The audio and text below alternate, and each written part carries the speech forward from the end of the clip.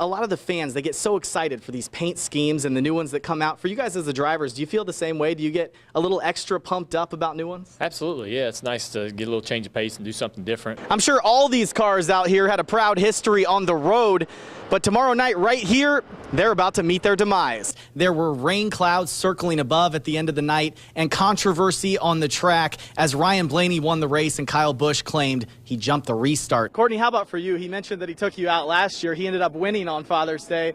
So are you looking for payback this year? I mean, you're not going to take it easy on Dad, are you? The night started with just a cover over a number 88 car and a clue as to what it might look like. That clue is the bottle that I hold in my hand right now. It's Mountain Dew Dew Shine. We're used to seeing Carl Edwards dominate on the track, but today he took to the turf and showed that NASCAR drivers really are first-class athletes. There you go. With the college sports season starting to slow down a little bit and a lot of the bigger sports on hiatus, this is where we see our biggest coaches meeting up with ETSU's biggest fans. It's the Game Time Tour in Elizabethton, and I'm joined right now with new men's head basketball coach Steve Forbes. Coach, thank you for joining me, first of all. What has this whirlwind been like for you over the last month? It's been crazy, to be honest with you, but it's been a good crazy. You know, I haven't been back to Wichita since the press conference, so I'm wearing a lot of the same clothes over and over, but going to the dry cleaners. But it's been very busy, but yet, you know, the people have been very outgoing and have really welcomed my staff and myself here, so it's been a lot of fun. And finally, just kind of quick, an event like this, Game Time Tour, how big is this for you? A lot of people are seeing you for the first time. It's huge. You know, you get a chance to get out and really touch people and meet them for the first time, and you know, first impressions are really important, and so I've tried really hard over the last 3 weeks to be on campus, to be in the community and be with the students, the fans, the boosters, and just try to put a good foot forward. All right, Coach Steve Forbes, thank you so much for joining me right now. Have fun with all the fans out there tonight. The Game Time Tour has 7 more stops coming up now. As this rolls into town, NASCAR's rolling out. You don't really see a lot of excitement out of Matt Kenseth a lot of times, but last night there was a lot of relief coming from the driver of the Dollar General Toyota. After 9 hours, 11 cautions, and a track record 511 laps, it was another streak disappearing into the foggy Bristol night sky. That was a 51-race winless skid for Kenseth, the driver rolling into victory lane. Just mainly excited but relieved that we won. You know, we had such a great year in 2013. We came short of the championship, but we won a bunch of races and some poles, and it's been a little bit of a dry spell since. We've had some chances, just everything didn't fall into place for us, and feels good that tonight it did. Now I'm going to have a lot more from the Game Time Tour tonight at 11, but for now, live in Elizabethton, Jake Young, News Channel 11 Sports. I had a thermodynamics class for an hour, a circuits class, electromagnetisms for an hour. And after that, a lab. Grab lunch on the way, you're eating food as you're walking over to the complex. Meetings, practice, lifting afterwards, and then watching film. It's kind of a fun day, yeah. You see the smile on Josh Dobbs' face? That's the look that acknowledges he's not fooling anyone when he says his normal 9 a.m. to 8 p.m. schedule is a pretty fun day.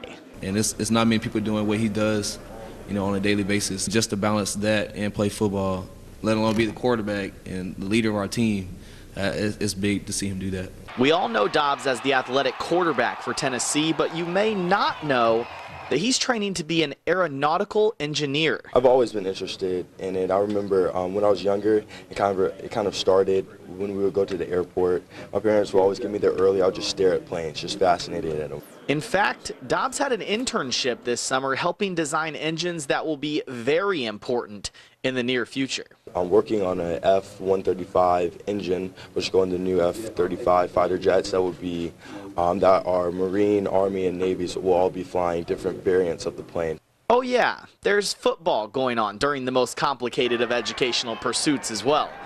Don't worry, he's got that under control too. We used to always sit in the room and talk about, you know, how we want to impact this team, you know, how we're going to, you know, impact this program, you know, what we want to do, what we want to accomplish, and he's living up to everything he said he's going to do. When you're trying to lead an SEC team to a conference and national championship, and you're studying to build fighter jet engines, you have to have an off day, right? You always know what you're getting with Josh.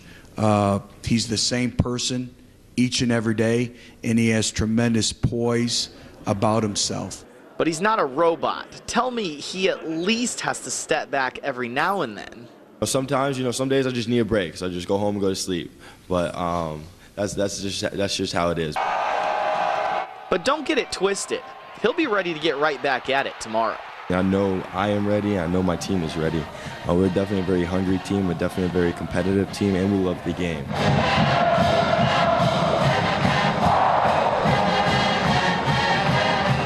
For News Channel 11 Sports, I'm Jake Young. About 20 minutes ago, we got a look at the DoShine product and the covered car down on the floor, but now we've got the man behind the wheel. Dale Earnhardt Jr. here with me now. Dale, you look at this, a lot of the fans, they get so excited for these paint schemes and the new ones that come out. For you guys as the drivers, do you feel the same way? Do you get a little extra pumped up about new ones? Absolutely, yeah. It's nice to get a little change of pace and do something different. Fortunately, with our partners, Diet Mountain Dew, we run a variety of different cars throughout the year, and never the same car twice, it seems like anyways. But excited to unveil the DoShine car tonight in Nashville in preparation for the upcoming race in Bristol. It's going to be a lot of fun. Hopefully the fans like it. I think it's going to look good on the racetrack. When you look at DoShine, the product, it's colorless, kind of harkens back to the moonshine, hence the name. Do you feel like the choice to have that one come out at Bristol was a calculated choice in that effect? I think it's probably a good fit for Bristol. Bristol's a kind of a rough and tumble racetrack, and a little bit of a throwback, and DoShine's a bit of a throwback to the history of Mountain Dew. But this racetrack definitely has a lot of history and it's been around a long time, and it hasn't changed over the years. You know, a lot of things have changed in the sport. One thing's remained the same as Bristol. You look at the paint schemes as well. Do you guys as drivers, do you get superstitious at all about certain ones? Like, hey, I won in the Michael Smith, hey, I won in the Kelly Blue Book or whatever. Do you get so superstitious and want to get back in those ones? You know, there are probably some things we get kind of superstitious about. They're a little silly, but the race cars themselves, you know, you have some cars that run better than others, some cars that don't. You try to make sure you keep the good ones in one piece and take care of them and get them back to the racetrack. We got one car that we won with both times at Pocono last year, and we've still got that car in the fleet. Try to keep that car in regular rotation. You'll build a new car, and it might not run quite as good, and you get that thing out of there and try again. But, you know, the paint schemes, I love the cars this year. I love this new DoShine car, and like I say, excited to sort of see the response from the fans once we unveil it. All right, Dale Earnhardt Jr. out here going to be unveiling the new number 88 DoShine car in about an hour coming up out here in Nashville. Live, Jake Young, News Channel 11 Sports. One of the races he won at Bristol, I got a picture of me standing next to the trophy, and I'm shorter than the trophy. Bristol stories come in all shapes, and for a young Dale Earnhardt Jr., sizes too. And when you're a kid and you see something that big that you could win at that event, number one, you hoped it never changed, so when you got your opportunity to race there, you could win the same trophy, and you hope that you'd have that opportunity. That's awesome! Junior had his opportunity in 2004, taking home the big trophy at the short track and adding his name to a list his dad is etched onto 9 times. And that's the thing about Bristol. It always has a way of being a family affair. Daryl had so much success there through the 80s, and was so much fun for me to watch. And then I was able to win a couple of races there myself. Brothers Daryl and Michael Waltrip have combined for 15 checkered flags at Bristol Motor Speedway, 12 of those by DW in the sport's highest series. I love that track. I always had a motto, follow me in Tennessee, and I tried to make sure everybody did. No question there. Fans followed Waltrip to a track record 7 straight wins from 1981 through 1984, and little brother took notice too. You see someone have such success in a place, and you just want to be like them, especially if it's your big brother. Another of Bristol's first families is the Allison clan, led by brothers Bobby and Donnie. The Allisons have 6 Sprint Cup wins at BMS, but the wins didn't matter quite as much as a father and son being able to compete together. And that was a great pleasure for me, and for him to be along was just really special all the way.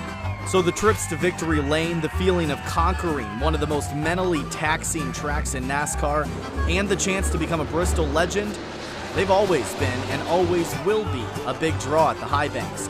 But another check on that list is to join a family racing legacy, and that remains as alive as ever here at Bristol.